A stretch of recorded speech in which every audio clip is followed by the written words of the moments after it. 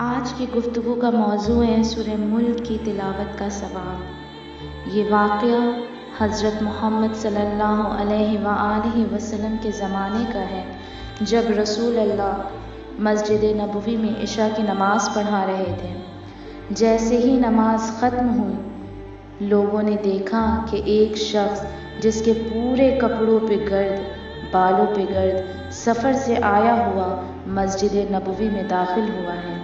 सब ने पूछा कि ए भाई, ऐसा लगता है कि तुम सफ़र से आ रहे हो, जाओ पहले घर जाके आराम कर लो। उस शख्स ने कहा, नहीं, मेरे साथ एक वाक़या पेश आया है, बहुत ही अजीब वाक़या मेरे साथ पेश आया है।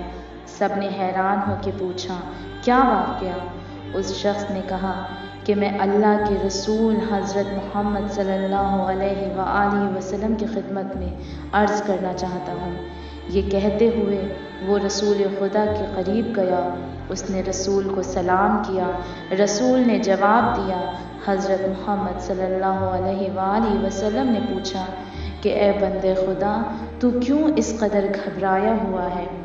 उस शख्स ने कहा कि या रसूल अल्लाह, मैं फ़िलिस्तीन से आ रहा था। सफ़र के दौरान मैं बहुत थक गया था। मदीने के बिल्कुल करीब एक सहरा में मैंने सोचा कि थोड़ी देर आराम कर लूँ, और मैं वहीं अपने ऊँट के साथ रुक गया।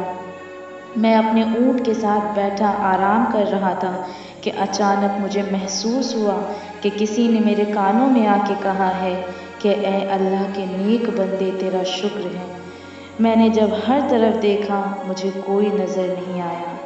कहता है कि इतने में दोबारा मुझे महसूस हुआ कि मेरे कानों के पास किसी ने आके कहा हो कि ए बंदे खुदा, हम तेरे शुक्रगुज़ार हैं। बस मैं फ़ौरन वहाँ से उठा और सीधे आपके पास आ गया। या रसूल अल्लाह, ये आवाज़ें कैसी थीं? तो अल्लाह के रसूल हज़रत मोहम्मद सल्लल्लाहु अलैहि वसल्लम ने कहा कि क्या तू वहाँ बैठ के सूरह मुल्क की तिलावत कर रहा था?